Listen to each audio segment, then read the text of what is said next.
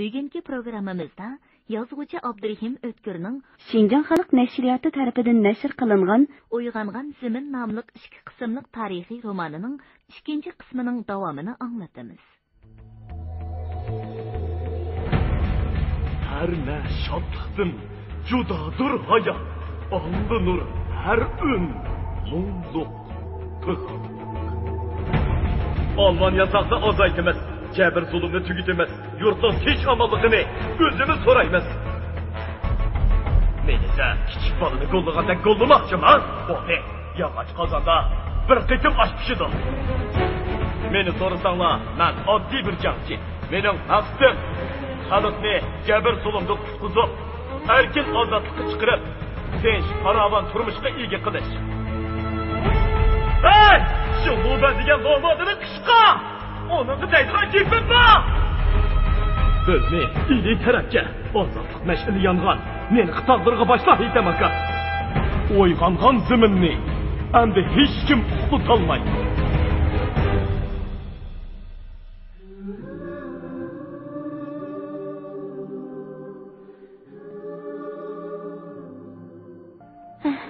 Dadam qeyrib qopdi. O Ürümçiden yiroqroq yerda tursa bo'lgudek. To'g'ri aytdingiz suyimlikim. Tursun dolan her 2-3 kunda degudek hojimning huzuriga salomga kelib ko'rinish berib turadi. Bir kuni Mirul Pogan uni ho'ylada uchirtib, "Ha, tozimi obdan qaqti ketsan fikam. Bugun Arman Beyni ko'rdigan bo'ldim." Arman Bey? Qara seni. Rahmatli Tömür Xalpan bilan birga shehid bo'lgan Amanqulning o'g'li Arman Bekchi. Sana ne çıkıtım gipini kılıp vermedin mi? Unutup kaldın mı nime? Yoksa unutup kalmadım aka. Hayran kılıvatıman. Mirul Pogan bugün Altay'dan Qozaq xalqining ataqlı qahramoni Sharipqon To'rining hojimni yo'qlab kelganligini. O kishi o'zining muhofizatchisi bo'lib kelgan bir yigitni Amanqulning o'g'li Arman Bey deb tanishtirganda, hojimning o yigitni bag'riga besib yig'lab ketganini. Hacimning yig'lig'ini ko'rib, Sharipqon To'ri boshliq mehmonlarning mu ko'ziga yosh olganligini nihoyatda ta'sirli qilib so'zlab berdi va oxirida mundoq dedi. Menga Amanqulni ko'rmagan. Hoji akamning aytishicha, Arman Bey dadisiga quyib qo'ygandek o'xshaydi ekan. Bu yigitning bo'ybasti sanchilikli bor. Ammo Sharipqon To'rini ko'rsang hayron qolasan. Bo'lakchilik yo'g'on odam ekan. Arman Bey hozir nada? Mehmonxondami? Dalanda. Yur bo'lmasa, men sizlarni tanishtirib qo'yay. Yarim soatdan buyon mehmonxonaning dalinida Tursun Do'lan bilan Arman Bey xuddi ko'ni do'stlardek mung'lashib o'tirdi. Ular mehmonlarning suhbatiga daxli yetkazib qo'ymaslik uchun bo'lsa kerak, mumkin qadar pasrak ovozda so'zlashadi. Arman Bey to'lara qozoqchani aralashtirib so'zlaydi. Bu ikki yigitning bo'y basti va yosh qurami tangdek ko'rinsa-mu, Tursunga qaraganda Armandek sal atlikroq va qo'lliqroq ko'rinadi. Mo'risidan ortildirib esib olgan mavzuri bilan beliga bog'lab olgan parqiroq cham o'q xaltasi uni hayvatlik ko'rsatdi. Mehmonxonaning eshik pardasi qayrilish bilan tangla har ikkaylan o'rinlardan turishdi. Tursun Do'lan Sharipqon To'rini ko'rib, rostilla hayron qoldi. To'g'ri, odam bolasi shundoqmi yo'g'on va igiz bo'ladi ekan, ha? U xuddi qush qanotli ishga orolli sig'ayotgandek ko'rinadi. Hojimning shu so'rindagi mehmonlari orasida hammadan egizroq ko'ringan Madnur apandining beshi oralla uning mo'risiga keladi. Kang qasqonliq chapga Maşrang şirisidan tikilgan harbiy forma, belidagi parqiroq chan tasma, putidagi sir xurum o'tib, uning jasoratiga yana hayvat qo'shadi. Mana, men sizlarni tanishtirib qo'yg'icha o'zinglar tanishib qopsizlar, ha, shaytonlar. O'ris yerda o'qib kelgan yigitlarimizning biri mana shu Tursun Do'lan. Bu o'g'limizmi biz bilan birga jangda bo'lgan. Endi bir cho'ng maktabda apandichilik qilyotdi. Bak yaxshi ish bo'pti. Dedi Sharipqon To'ra Tursun Do'lanning peshonasiga birni so'yib qo'yib. Ondan Arman Bekka qarab, "Men seni qutlaqlayman, enim. Murodingga yetadigan bo'lding. Hoji otimiz seni harbiy maktabga kirgizib qo'ydigan bo'ldi." "Rahmat, hoji ota." Rahmatını qo'y. Jang hunarlarini obdan o'rganib, dadangning izini bos, o'g'lim. Bizning yoshlarimizning hammasi biri alamda, biri qalamga yetishib chiqsa, al rozi, biz rozi. Shundoq emasmi? Aytqiningiz kelsin. Bir necha kundan keyin Ormondagi harbiy ofitserlar yetishtirish maktabiga qabul qilindi. U har yakshanba kuni hojimning oldiga salomga kelganda Tursun Do'lan bilan uchrashib turardi. Bu yigitlarning bir tuqqan aka-ukalardek mehr muhabbati va inoqligidan hammaylan. Bo'libmi hojim nihoyatda xushal edi. U xuddi o'zi qo'ygan ko'chatning yilti sartib ko'klab ketayotganini ko'rgan bog'vandek ularga so'qlanib qaraydi. Biroq hojimning ba'zi ishlari, masalan, oyog'i uzilmaydigan mehmondorchiliklar, soatlab shaxmat o'ynashlar, kun aralab degudek Ulanbay yoki Nansan tarafda ovlab yurishlar. Ba'zi kunlarini Turpanda qurgan paxta zavodida yoki Urumchidagi Sovet Shinjang savdo shirkatining hovlisida, ya bo'lmasa kirakishlik qiladigan yuk mashinalari garajida o'tkazib etishlari. Mana bularni anglab yoki ko'rib Ormondagning ko'ngli g'ash bo'ladi. Hoji otam, el yurtning g'amini unutib qolganmi nima? Darvaqa, ba'zi ahvollarga qarab, shundoq tegiz keladi kishining. Ammo sendan yo'shirdigan sirim yo'q. Hoji otamningmi bir tog'ar dadi bor ekan. Qandoq deysan? Hoji otamning meni o'z o'g'lidek ko'rdiganligini bilasan. Uning ustiga mening qalbimga bak xushdir. Shuning uchun bo'lsa kerak, yaqinda hoji otam Mahmud Sijonga choparman orqali avatadigan bu xatni menga ko'chirgizdi. Bu Mahmud Sijonning xatiga yozilgan javobgan. Xatda mundaq mazmundagi gaplar bor. Har qaysilari meni savdogarchilik, bazmi mashrab, shikor bilan kuni o'tkazadigan bo'lib qopdilar. El yurtning g'amini unutib qopdilar. Bu qandoq bo'lg'ini deb ayblabdilar. Rost, mening kunim shundoq o'tyotdi. Otaqqa Shinjang o'lkalik hukumatning muavin raisi bo'lganim bilan sanoqti yo'q odam bo'lib qoldim. Burullarda majlislarga berib, bir nima desam, gapimni anglaydigan quloq, buyrug'imga mangadigan oyoq bor edi. Endi bo'lsa, majlislarga mo to'liq chiqarmaydigan, gapimizga mo quloq solmaydigan bo'lib qoldi. Lozim bo'lsa, qo'liga ilib ko'z-ko'z qiladigan, lozim bo'lsa, bir bulonda tashlab qo'ydigan lat qo'nchoqqa o'xshab qoldim. Ichim pushib, bo'ruqtirma bo'lib ketyapman. Dardim ichimga patmayotdi. Shu vajidan ko'nglim nima bilan orom topsa, shuni armak qiladigan bo'lib qoldim. Birli umid Aprisovda qoldi. Ahvollarni Stalin janoblariga ma'lum qilmoqchi. Aslida Urumchiga kelmay, old shaharda sizlar bilan birga tursam bo'pti ekan. Amal qancha, pushaymonni oladigan qachi yo'q. Endi Allohning taqdiri nima bo'lsa, shuni ko'ramiz. Tursun Do'lan shu gaplarni qilib etib, shu xatni ko'rgandan buyon hoji otamga ichim og'riydigan bo'lib qoldi. Ormonbay Tursun Do'langa xayrixohlik bilan qarab, ulug' kichik tinib qo'ydi. Hashpash deguncha 1937-yil boshlanib qoldi. Bu yil Urumchida so'g'uqning ochchig'i bakli yomon ko'rinadi. Odatda 40 kun davom qiladigan chilla sinfdan chiqib, hut boshlangan bo'lsa-mu, kecha ertalari ko'ch-ko'ylarda to'nlab o'lgan ishlarning o'ligi tepilib turadi. Oraliqdagi chag'on kunlarimi so'g'uqning chayondek chiqib turishi bilan o'tdi. Shuningga qaramay, butun idora jamiyat, maktablarga va chet viloyat, nohiylarga hukumatning jiddiy buyrug'i jakarlandi. Uningda Shingsay taxtga chiqqan kun, ya'ni 12-aprelning 4 yilligini o'tgan yillardagiga qaraganda texmi tantanalik o'tkazishga hozirdan boshlab tayyorlik ko'rish talab qilingan edi. Shingsay o'lish yildan boshlab Mahmud muhiti bilan yo'lvosni Urumchiga kelib didorlashib ketishga bir necha qitim taklif qilgan bo'lsa-mu, ular turli bahona sabablar bilan o'zining qarsini ko'rsatmagan edi. Shingsay 12 aprel bayrami bahonasida ularni qandoqli bo'lmasimi Urumchiga keltirishga qattiq bel bog'ladi chig'i, har ikkisiga o'zining nomidan nihoyatda chiroyli so'zlar bilan ayrim da'vatnomalar avatishdan tashqari hojimdan foydalanish qaroriga keldi. Bu ishga Ablahning burunqidekla allaqandoq bahona sabablarni ko'rsatib, Urumchiga kelmaslikka ko'nglimga ayon. Demak, mening da'vatim hech qancha rol o'ynay olmabdi. Amde Xo'janiyozning o'zi maydonga chiqmasa bo'lmaydi. To'ban janoblarining aql farosatiga qoyilman. Ammo meningcha Xo'janiyozni indakka keltirish faqat bosh konsul janoblari yoki Matnur apandining qo'lidan keladi. Mamadalli qilib qo'ygan bo'lsam, meni kechirgaylar.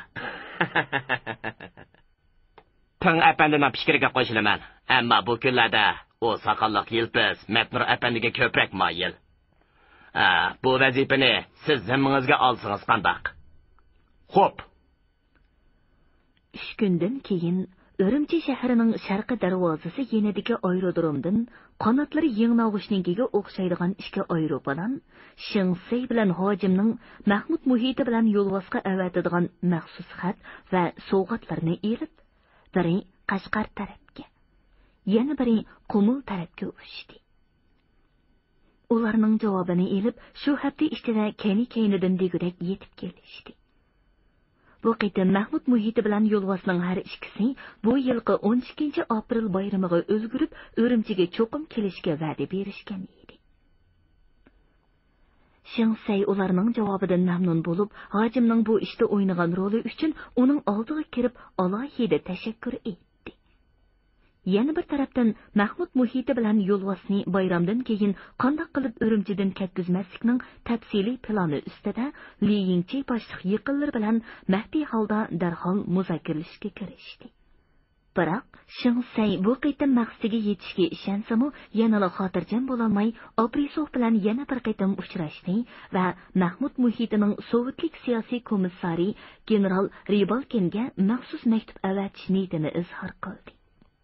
General Ribalkin biz o'ylaganda ho'shyor va tadbirchan kishi. Agar To'ban janoblari maxsus maktub avatish niyatida bo'lsa, men buningga qarshi emasman. Abrisovning gapidan keyin Shingsay Mahmud muhitiga bo'lgan nazoratni kuchaytirish, Qodir hojidan texmo obdan foydalanish to'g'risida general Ribalkinga alohida maktub avatdi. Qumuldagi Hoshim hojiga bo'lsa, yo'lvosning noiti qu odam ekanligi sizga ayon. Ho'sharlikni texmo oshiring degan mazmunda 3-qitim buyruq berdi. Kunlar va tunlar tabiat qonuniyati bo'yicha o'z yo'li bilan o'tayotgan bo'lsa-mu, Shingsay uchun nihoyatda osti o'tayotgandek tuyuladi. U har kuni kalendar varaqlab, aprel oyining tezroq yetib kelishini taqassolik bilan kutadi. Axir aprel oyimi kirdi. Chet viloyatlardan bayramga keladigan amaldorlarning oldi kelishga boshladi. 6 aprel kuni yilqi 2 aeroplan Mahmud muhiti bilan yo'lvosni Urumchiga elib kelish uchun yana havoga ko'tarildi. Biroq Qumulga uchgan aeroplan nishonga yetmay turibla Hoshim hojidan yo'lvosning Gansu tarafga qochganligi to'g'risida Shingsayga jiddiy telegramma kelib qoldi. Shingsay ochig'iga paylamay telegramma qog'ozni yirtib tashladi. 8 aprel oqshimi Qashqar garnizon qo'mondoni general Lyopang Mahmud muhitining o'z yeniga qo'yilgan oyoqchilarni etib tashlab, tunugin ozg'ini odam bilan Hindiston tarafga qochib ketganligini telefon orqali Shingsayga ma'lum qildi. Shingsay og'zingga poq non qeti deb qayib telefon turubkisini zarda bilan ustalga tashladi-da, apyun chirg'ining yeniga yotdi. O'zingizni besiviling suyimlikim. Har ishga raqibingiz o'z oyig'idan yo'qoldi. Bu-mu sizning qalbingiz emasmi? Afsus. Bir qo'sh qinini ichalmadim. Men har qanday dushmanimning dunyoda tirik yurishini xohlamayman. Li Chujangni telefonga chaqiring. 2 kundan keyin Mahmud muhiti bilan yo'lvosning hukumatga osiylik qilib chetga qetish bilan yurtning tinchligini buzganligi. Shu sababdan bu yilgi 12 aprel bayramining o'tkazilmaydiganligi. Puhralarning turli pishni fasodlarga quloq solmay, o'z tirikchiligi bilan bo'lib, pishni ig'vo tarqatgan buzuq unsurlarni hukumatga ma'lum qilishi lozimligi xususida ko'cha-ko'ylarga e'lonlar choplandi. Chet viloyat nohiylarga jiddiy uqtirish qilindi. Biroq ish buning bilan tugamadi. Qashqar diyorida Qodir hoji, Qumulda Hoshim hojilar oldin alo tayyorlab qo'yilgan tizimlik bo'yicha tutqun qilishni boshladi. Dal shu kunlarda 6-diviziyaning Lianjang darajalik ofitseri Abduniyaz degan bir yigit Mahmud muhitidan qolgan milliy qo'shinga sarkarda bo'lib, Xotandagi Mahusan bilan birlikda hukumatga qarshi qurolliq isyon ko'tardi. Bir necha oy ichida bu isyonning o't yolqini kuchog'icha yamrab ketdi. Tarim vodisi yana o't ichida qoldi.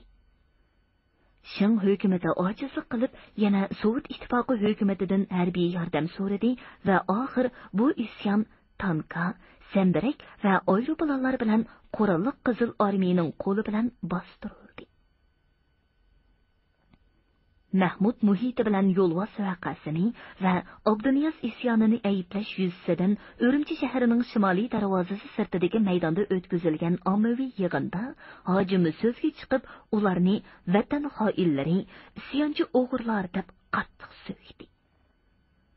Mahmud muhitining Toshkentda o'qib kelgan o'g'li Ablimit muhitimi dadasiga qarshi uzun nutq so'zlab, "Mening undaq otam yo'q, u xoin!" deb qattiq tovladi hamda uning bu nutqi Shinjon gazetida e'lon qilindi. Bir oqshimi al yatar chaqda yelin chekman kamzul kiyib, putiga kash sepib olgan shadapachaq o'riq bir odam hojimning gungani oldiga oqsoqlab kelib, hojim bilan ko'rishadigan muhim ishi borligini postikilarga aytdi. Postikilar: "Ishing bo'lsa, kunduzi kel. Hojat emas, uxlab qoldi" deb uni ichkari kirgili qo'ymadi. U odam gapidan yonmay, ular bilan gap talashaverdi. Shu asnoda ichkaridan o'g'loqcha Mansur chiqib qoldi-da, yiliqi odamni darhol tunib, uning bilan ko'ni do'stlardek ahvollashib ketdi. Bu romanimizning Qashqardan xat degan bobida bayon qilinganidek, Yunus Bagning hojimga yozgan muhim bir xatini Qori shaharga yetkazib kelib, o'g'loqcha Mansurga topshirgan Kerem Shotir edi. "Men Mamusijondan hoji otimizga xat olib keldim. Xo'jam, bu xatni o'z qo'liga bamsan bo'lmaydi." O'g'loqcha Mansur ahvolni ma'lum qilg'ili kirganda, hojim namoz xutbani o'qimoqchi bo'lib turadi. "Chopsan kirsin." Salom zahatdan keyin Kerem Shotir qo'ynidan oliqanchilik keladigan kichikini cham xaltini chiqardi va uning og'zini pichoq bilan so'kib, tumarcha shaklida puklangan bir parcha xatni hojimga ishga qo'llab sunib etib, "Bu omonatni vaqtida topshira olmadim. Gunohimdan o'sila hojata. Sijang bu xatni qachon bergan?" "Ala hazal qiyos bu yil 4-oyning 6-kuni qo'dayman." "Nemishqa bundoq kechikash? Sijang ketgandan keyin jahon buzilib, patparaqchilik bo'lib ketdi. Yo'llar itilib qoldi xo'jam. Bir amallab Oqsuga kelganimda urush bo'lib o'tibdi ekan. G'oyib o'q tegib, pochiqimni chiqavatdi. Xo'jam, meni afu qilsizlar." Hojim chaqmoq qog'ozga so'zin qarindoshda yozilgan xatga bir qarabla, Mahmud muhitining o'z qalami ekanligini tonadi. Ammo bu xatning bak qisqa yozilganiga hayron bo'lib, gazvoy lampining yo'riqida uni o'qishga boshladi. Dasturxon selib choy qo'yib yurgan 20 yoshlar chamasidagi mahram yigit mehmonxonadan dalon uyga chiqib, eshikning orqasiga o'tdi-da, quliqini dim tutib gap tinglashga boshladi. Uyning ichi jimjit. Faqat hojimning yilqi xatni takror o'qib o'tib, ulug' kichik ting'ini va Kerem Shotirning g'urtildatib choy ichayotgani anglanib turibdi. "Xayr xo'sh aka. O'zlarini Allohga topshirdim. Meningdan rozi bo'lsinlar. Bu olamda ko'rishalmasak, u olamda ko'risharmiz. Biz bak ulug' va muqaddas ishni boshlagan edik. Bu ishqa butkul barliqimizni otgan edik.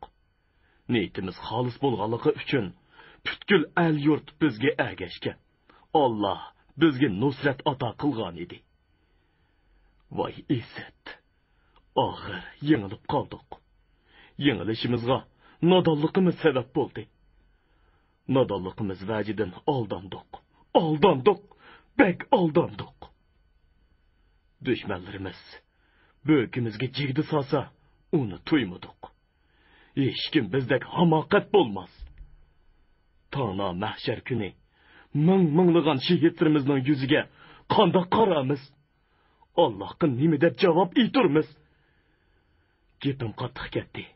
Meni afv qilsizlar. Hojim hushidan ketgan kishidek jim o'ltirib qoldi. Xo'sh, hojata, menga ijozat. Dedi Kiram Shatur o'rnidan turib. Urumchida qolamsiz yoki Xudo xolisa, atila yurtga qarab yo'lga chiqaman xo'jam. Buni yo'l xirojit qiling.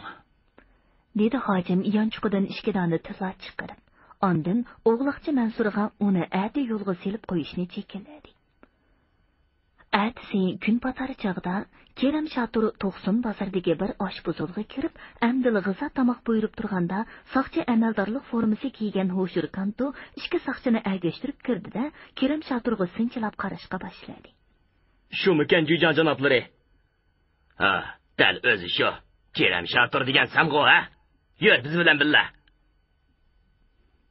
Ikkinchi kuni gugum vaqtida Kiram Shatur Urumchi shahrining g'arbiy darvozasi yenidagi turmaning bir qorong'u kameraga tashlandi. Hoshur Kanto Linchining bir parcha taqdirnomasiga erishdi. Hojim bu kunlarda xuddi muhim bir nimasini yuturib qo'ygan kishidek ichini tinglab jim yuradigan. Turib-turiblar saprayi o'rlab yo'qilan ishlarga chechiladigan. Hatta do'stlar bilan shaxmat o'ynab o'tib o'tirib qo'ysa, rostili terkib ketadigan. Yig'in va ziyofatlarga mijasim yo'q deb bormaydigan. Xonimlarining uylariga bormay, mehmonxonasiga yondosh hujrasida qo'nib, kecha-kechalarni Qur'on tilovat qilish bilan o'tkazadigan. Keldi-kettilar bilan paranglashishni ancha xohlamaydigan bo'lib qoldi.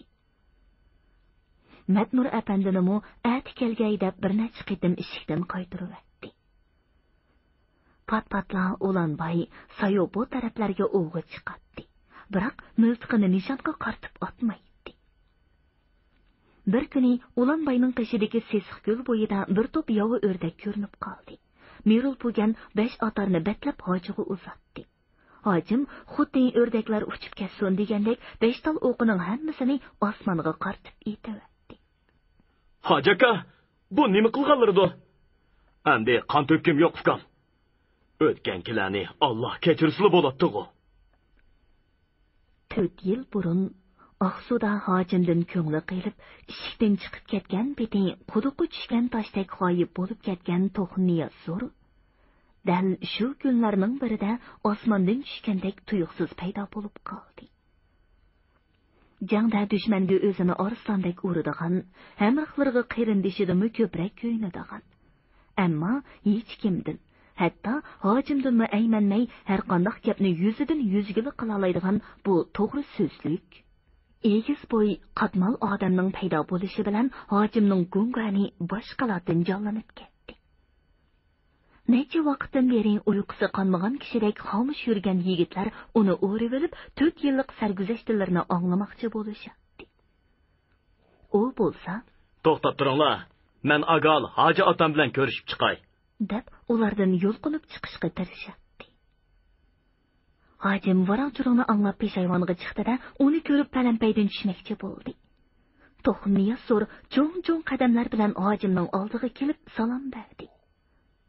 Hojim ko'zlariga yosh olgan holda uni mahkam quchoqladi. Nalarda yurding qochqin bo'g'ra? Seni izlamagan yer qolmadi. Men qochmadim, o'zlari qo'g'livatdilar hojaka. O'zing pildak bo'g'ning bilan ko'ngling qildak inchki bir nima ekansan. Do'stim, bo'ldi bu gaplarni qo'y. Uyga kirib gaplashaylik. To'xniyat so'ri dasturxon ustidagi parang asnosida 4 yildan buyon Janubiy Shinjang va Qumul diyorining hamma yerlarini degudek aylanib chiqqanligini. Ahir fuqarolarning hol ahvolini va solimini yetkazib qo'yish maqsadida hojimning qishig'i kelganligini aytib o'tgach mundoq deydi. Daryo oqqan qonlar bekorga ketibdi. Yamullarda Xitoy amaldorlarining o'rniga biz Uyg'urlar o'ltirdik degan bilan yana otam aytgan boyiqi qop to'xtamat o'rniga bo'pti. Puhrani jabr zulmdan qutqizimiz deb maydasiga mushlagan erlar mansabga chiqmoq bilan Puhroning qiynini so'rab, cho'shqidek samirgili turibdi. Nagili basam, qozonning qo'li qutut. O'shir kantodek bir nima chig'ida to'qsin xalqining shillisiga minibopti. Men uni jujonliqdan ip tashlanglar degan edim-ku. O'zlarining buyruqlari davanchondan o'talmaydigan o'xshaydi. Bizning qon kechib, jon berib qilgan ishlarimizning natijasi nim bo'ldi, Hoji aka? Xalq meni nima davatidi? Tillab qarg'alatamdi. Xalq nima deydi? Xafa bo'lsizlarmi mayli? Hammani aytay. Xo'ja Niyoz hojim jo'shi bo'lg'ili, savdogarchilik qilib pul topqili inqilob qilgan davatidi. Qo'sh-qo'shlab xotin og'ili inqilob qilgan. Jo'shi bo'lib bilib, biz bilan kori bo'lmadi, bizni unutib qoldi davatidi. Ma'mus sijonimi tilovatidi. Inqilob qildik deb, bizni qon daryosiga so'rab kirdi. Ishchinga chiqqanda o'zining beshini ilib qochdi. Ma'mus sijoning peshi tegib ketgan odamlarning beshi ketibotidi.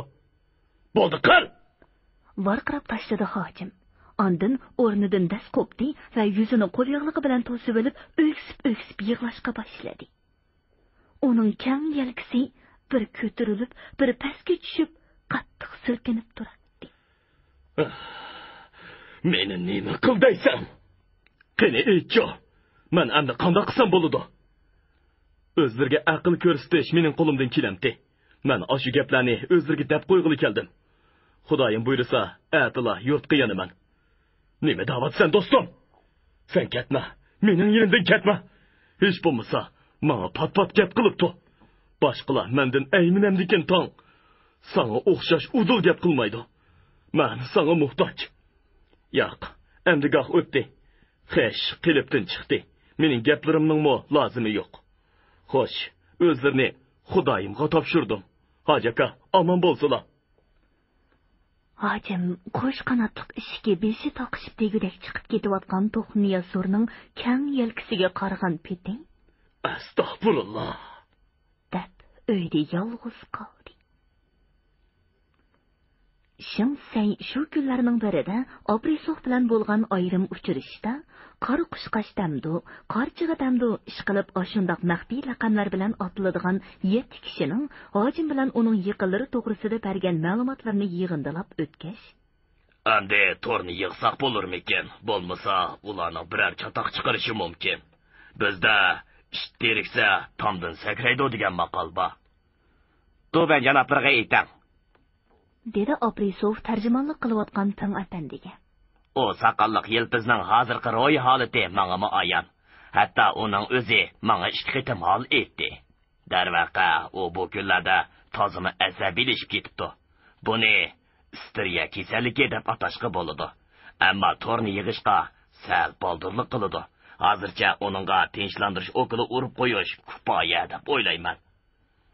Bosh konsul janoblarining donishmandligiga qoyilman.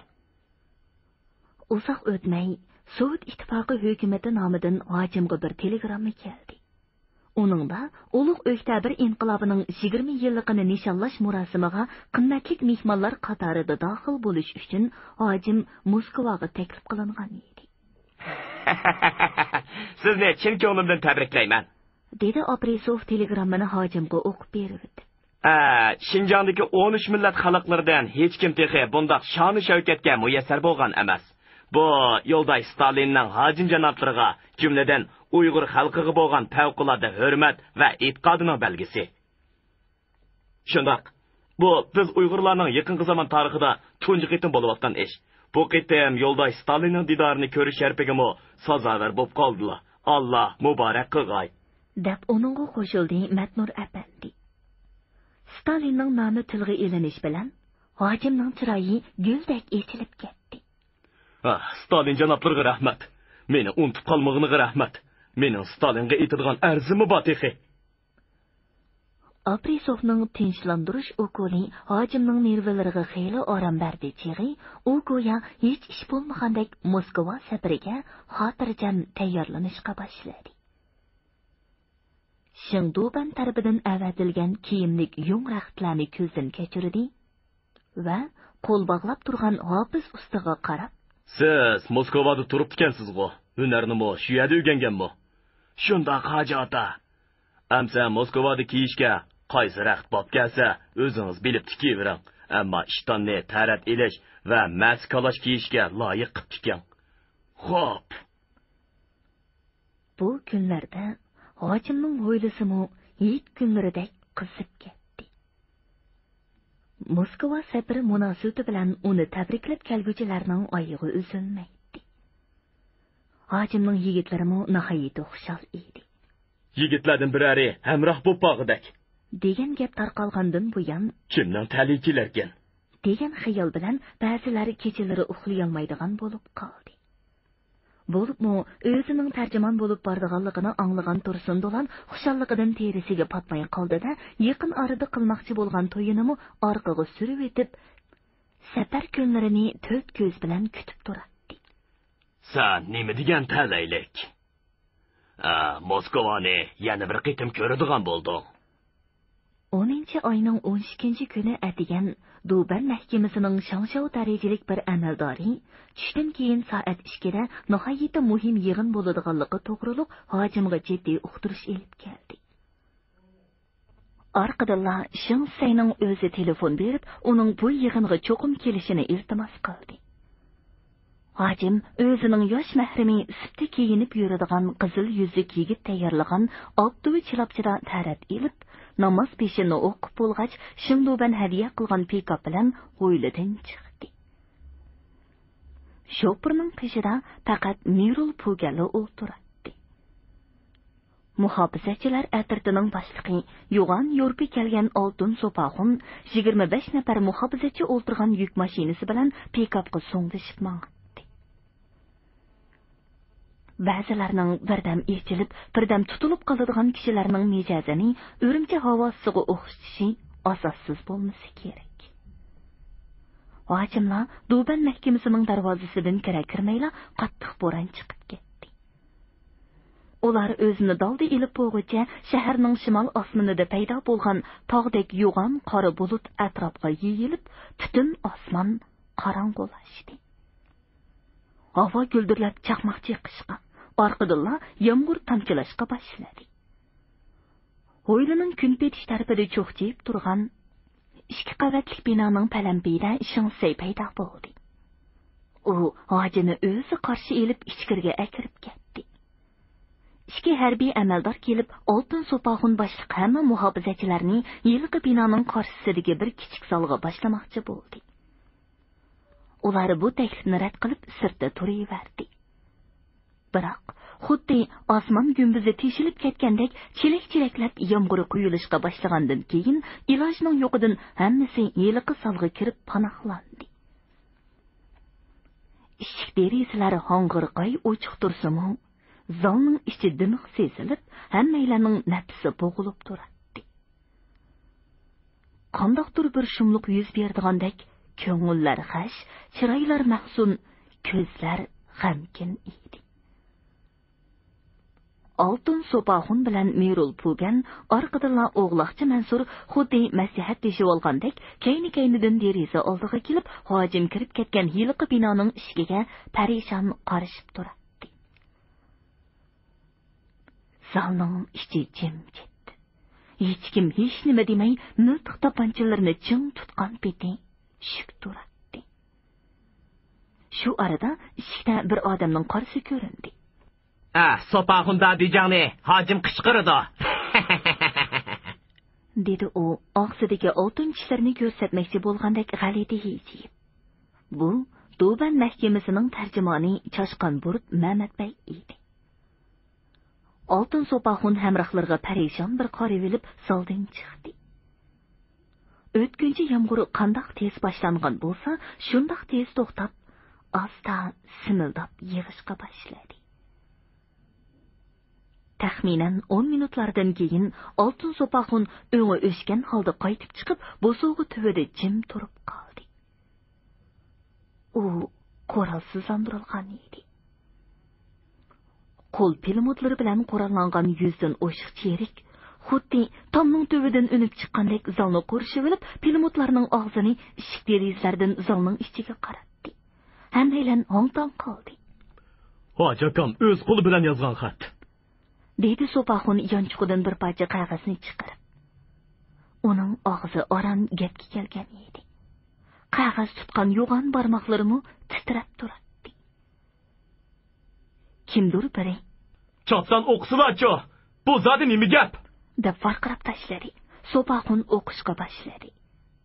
Qadrdonlarim, meni rozi bo'lsin desanglar, qon to'kilmasin.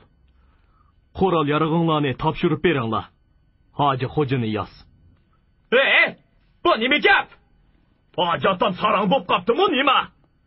Qo'ral yarog'ni nima deb bagdakmiz? Bermaymiz. Bizni ota-onamiz o'g'il deb topgan. Bo'lmadilar. Bizni shundoq oni etamdi. Ağlı iniler. Hacı akamni ayısanglar. Onun gipini anlanglar. Bo'lmasa, jiq qon to'kilib ketadi. Eylama, az qon to'kildimi? Yana to'kilsa shunchalik to'kilar. Yo'q. Sen undaq desan qandoq bo'ladi? Undaq qilmabman. Shu arada eshik sirtidan bir harbiy amaldor qo'llarini pulanlatib bir nimalarni deydi. Mamatbek uning gapini uyg'urchaga o'radi. Wang Tuanjiang buyruq qilyapti. Birdan 3 kishi sanayman deydi. Qur'onni topshirmasanglar, hammanglarni qirib tashlayman deydi. Endi qarshilashishning foydasi yo'qligini tushunib, hammalar qurol yaroqlarini birlab, ikkilab, eshik derazalardan sirtqa tashlashga boshladi. So'pi dadijondan boshqalar mashinaga chiqinglar. Gunguanga qaytsizlar. Buyruq qildi Wang Tuanjiang hammasi qurolsizlanib bo'lgandan keyin.